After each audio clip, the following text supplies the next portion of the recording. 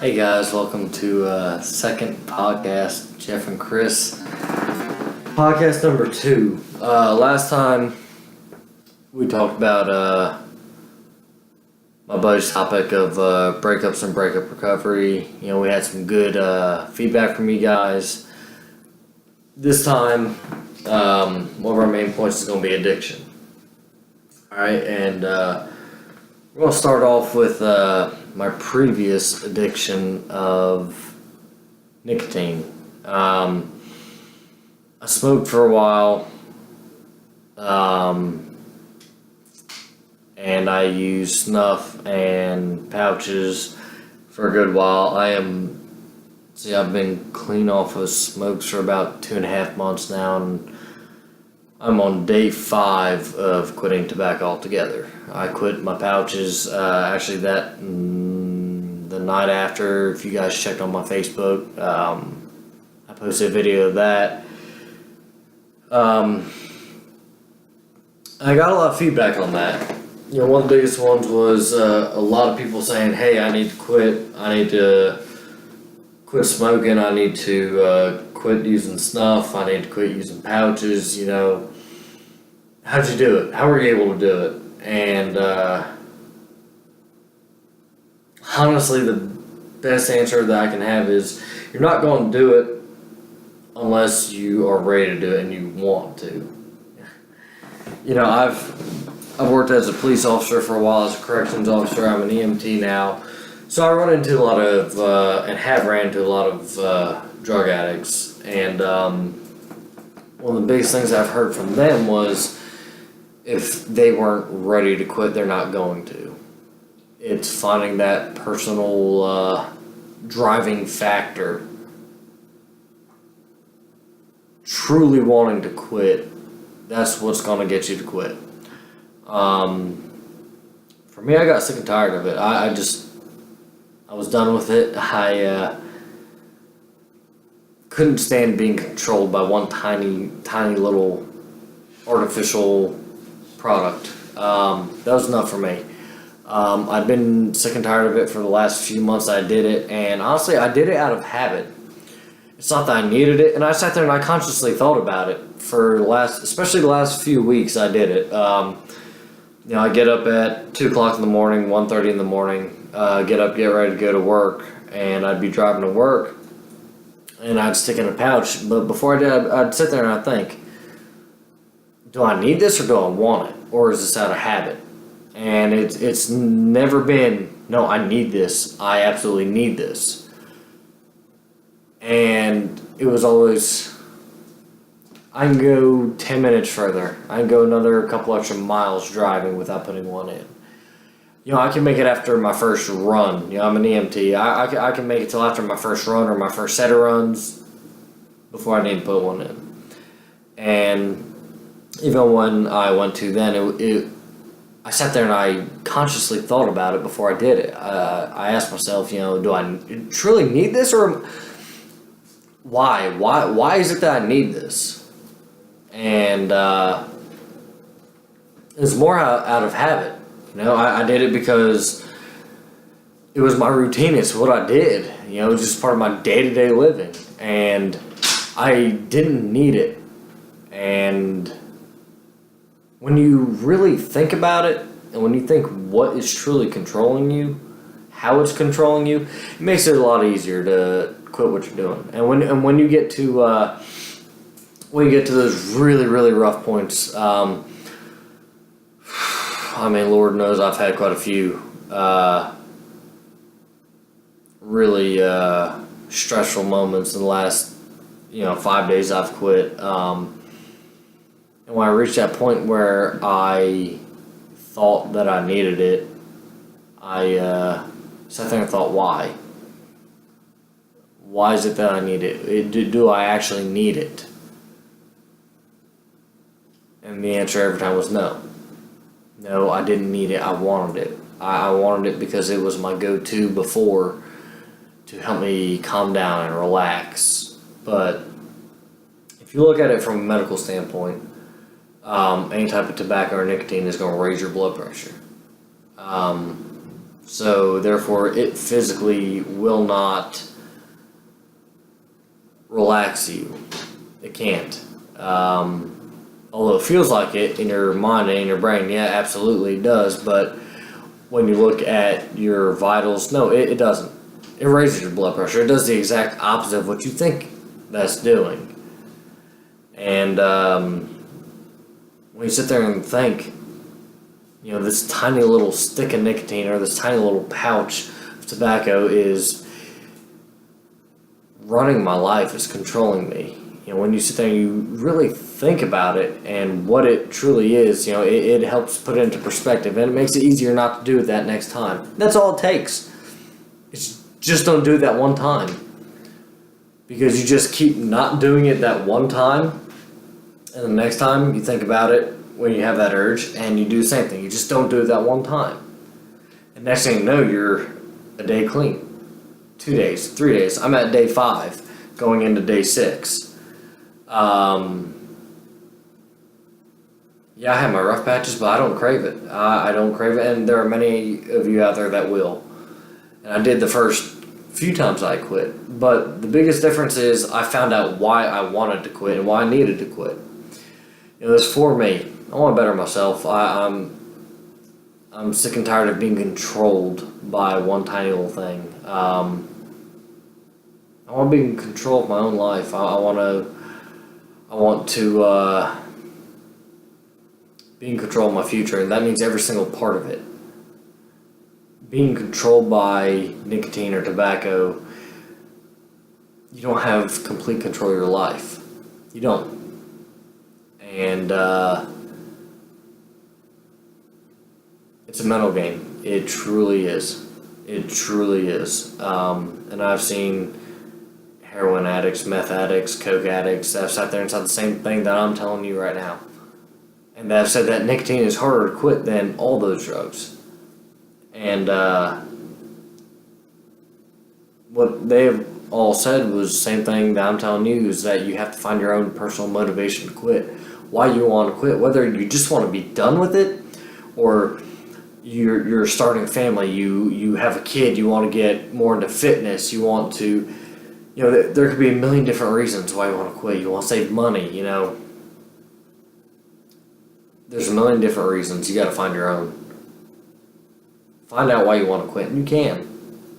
And there's so many questions to be asked, and so many circumstances and situations of, wear just one more time, or just wean myself off, and that's better. Use the gum, use the patch. You're still on nicotine. It's not quitting, it's not stopping. Vaping. I've seen it all. I work with people who sit there and vape who've been smoking for as long as I have, or not even as long. They're like, I wish I could quit, just like you have. And they asked me, how were you able to do it? How did you do this? I'm jealous. I want to be able to do this. I said, you can. I told them, here's how. They've already started. So if you guys have any questions at all, or need any tips, there's so much more than what I can sit here and tell you on this podcast. Send me some emails. Look me up on Facebook. Give me a holler about that, okay? I'll be more than happy to do absolutely anything I can to help you out with quitting your addiction.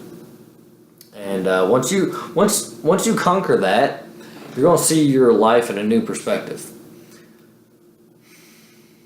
There's so much out there you can do. You just quit one of the hardest things in the world to quit. Your doors open up so much. And you won't realize it until you do it. And when you do, it's going to be the best thing that's ever happened. I promise. I got a few requests in since my last podcast. Yes, and as you know, Jeff isn't here. He unfortunately has some prior engagements that he's involved with, but he will be on our next podcast. Fret not. But I got a request from a good friend of mine that I grew up with over in Jersey. He is currently deployed over in Iraq. He is in the United States Air Force. And he asked me to give a shout out to 27th Special Operations Civil Engineer Squadron, J-Team. You guys rock. You guys rule. I appreciate everything you're doing. You guys are coming home soon. Be safe. Enjoy the hell of the last bit of your deployment. Come home, see me, give me a shout out. I appreciate each and every single one of you guys. I've talked about you guys a lot. A lot of people have got you in their prayers. Be safe. Enjoy the rest of it. Come home safe. All right.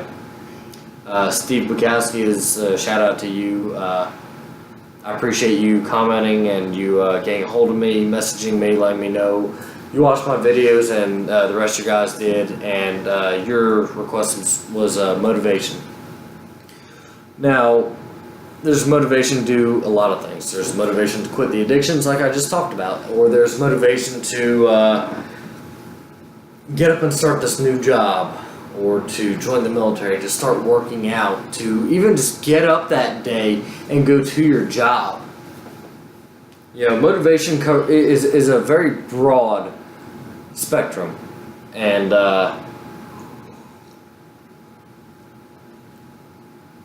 I'll talk about some of my personal motivations that I have to work through. You know, being an EMT, there are a lot of things that you run into that are difficult to deal with. I've had a lot of very serious calls. I've lost some people on calls. And actually, today, thanks to one of my coworkers, my medic that I ran with, we actually saved someone today, and it was absolutely incredible. You know, the people that I work with, they are absolutely incredible. They're great people. They're hardworking. They do really well at their job. So props to them.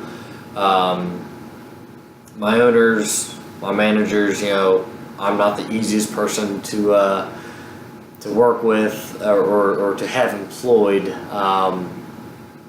But I do give everything I can. Yes, you know, I do get burnt out, and that's where you try to find your motivation. Why do I get up each day? When I'm absolutely burnt out, I'm exhausted, I'm done. I mean, my mind is fried. Why is it that I get up every day? You know what? Yeah, you know, having a job. You know, as an EMT, you can get a job anywhere, but you find a niche in the company that you work for, and you get comfortable around those people, and you sit there and you think, you know, when one of them calls off or one of them is sick or has an emergency to deal with, you know how hard it is to pick up for them not being there. And I couldn't imagine putting that stress, and I have a few times, but putting that stress on your coworkers for you not being there, it's absolutely terrible. So huge shout out to my coworkers, to my owners. You guys are absolutely fantastic people. I love you to death, and I appreciate everything you guys have done for me.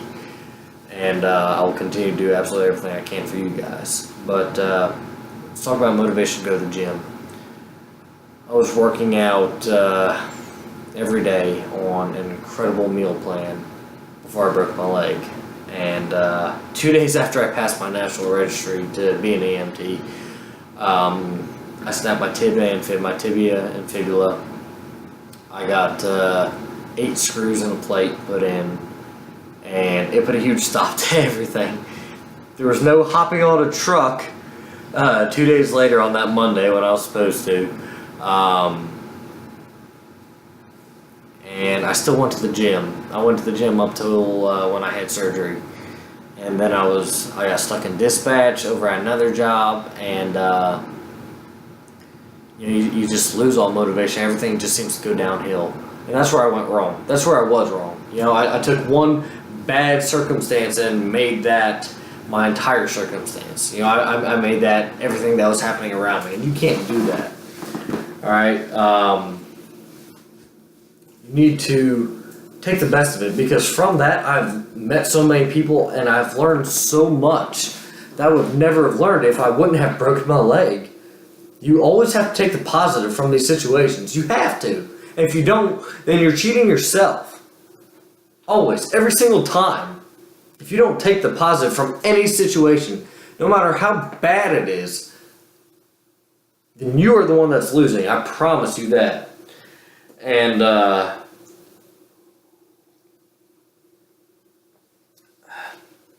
here recently, Jeff has got me back into meal planning and working out.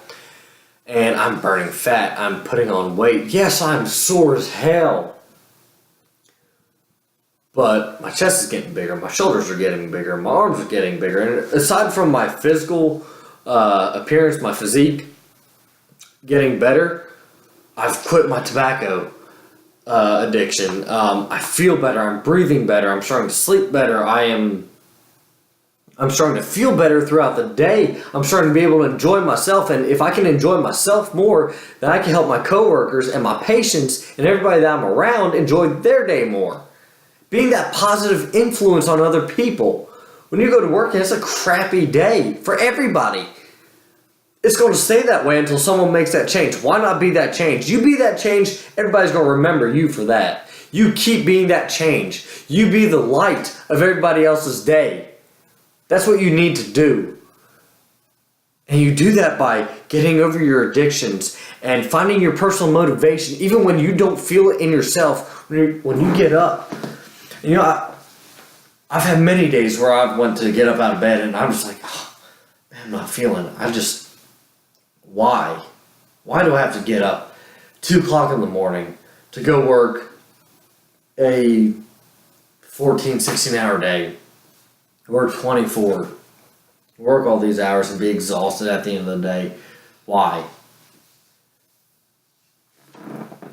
Wake up, you're an adult. It's time to start adulting, no matter how bad it sucks. Alright?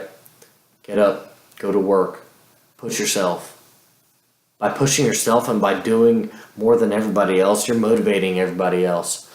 And when you go to work and you are still smiling and cracking jokes every day and having fun with what you do, when you are that person, you're motivating everybody else, no matter how much they sit there and complain about their job or their shift or how much they don't want to be there. You are still influencing them. Whether you realize it or not, or whether they show it or not, you still are. Alright? Find your own motivation. And once you find that key small motivation, stick with it. And it's best to have a partner. Like I have Jeff, and he's got me, alright? So there are times where, I'll get home after, working at 24, working 16 hours. I'm just tired. I'm exhausted. I sit there, I do homework for a couple hours, and I can barely keep my eyes open. I have to be back up at 2 a.m. I'm just exhausted. I cannot do it anymore. And he's sitting there, he's refreshed. He's like, man, he's already had his workout clothes. He's like, man, I'm ready to work out. I'm ready to go lift. Hey, today's chest day, it's arm day, it's leg day, and we got a good core workout going, or what have you. And you're like, oh, man, I'm just too tired. And he'll sit there and he sees your motivation every day and you see his motivation, and he'll sit there and tell you, man, just trust me. Come on, get up right now. Just walk to the car with me. Just make it that far. Alright, you get to the car. Alright, let's go for a drive. Alright, we pull up to the gym. Alright, you get there, you have to walk in. Or he'll sit there and tell you, come on, just walk in, just help me out with this. Alright, fine. You get in there, alright. You start doing a couple warm-ups, you start getting into it, you get into the mood. Find that person that's going to motivate you as much as you're going to motivate yourself when you're feeling on top of the world. You need to find someone like that. That battle buddy of yours is one you need to keep around. That's one that's going to help you through everything, through the best and the worst times. And when you need that push, when you need to do those extra 2 reps in that set or that extra set, they're going to push you to get that. They're going to let you hit failure and then get a few more. That's the person you need to be there with you. Now, I did have another request. Switching over to the nutrition side, someone sent me a message in. So they're trying to turn over a new lifestyle, and the hardest thing that they're finding to quit is drinking pop. And they asked me if that was okay to quit cold turkey, if it was like nicotine. Now, no, it's nothing like nicotine. Yes, it is addicting. But no, you're not going to go through withdrawals with quitting pop, okay? Switch over to water. Herbal teas are really good for you. Stuff like cranberry juice. The more organic you can go, the better. Almond milk, soy milk, that stuff is good for you. The less lactose, the better, especially for people like me. Can't handle lactose as well as other people. But there's many ways to quit it, and honestly, that's just a mind over matter thing. and when you can quit that, you give it about 2 to 3 weeks of stop drinking pop, and you're gonna feel like a brand new person. Especially if you change your eating habits as well. You know, you don't diet. Diets are temporary. When you meal plan, that's when things are permanent, and that's when you make a lifestyle change. So I can keep on going on about this for a while, but I'm going to get to bed, going to hit a quick workout, hit the sack, and get up for work here in a few hours. Got 24 coming up. You guys get a hold of me on Facebook, Christopher Truglio. That's TRUGLIO. Look me up. I'm the one with the skydiving picture. Get a hold of me, send in some requests. I really appreciate all the feedback. Share this because I've reached a lot of people, Jeff and I both have, that we've never even met. And the only way that we were able to do that was from other people sharing and liking and showing this to their friends and coworkers. So I appreciate you guys viewing it. Can't get anywhere without you guys. Please, like I said, like it, comment, subscribe, share. Do whatever you can to help get this out there, because there may be someone out there who is struggling with these issues that I may be able to help. So get it out there. I appreciate everything you guys are doing for us. You guys have a good night. Stay motivated. And if you guys have any questions or concerns or anything that I might have missed, there's a ton that I could go over, but I'm only going to do a few segments at a time. Send me in some requests, and I'll hit everything that I can. Send me some requests, guys. I appreciate you guys. Have a good night.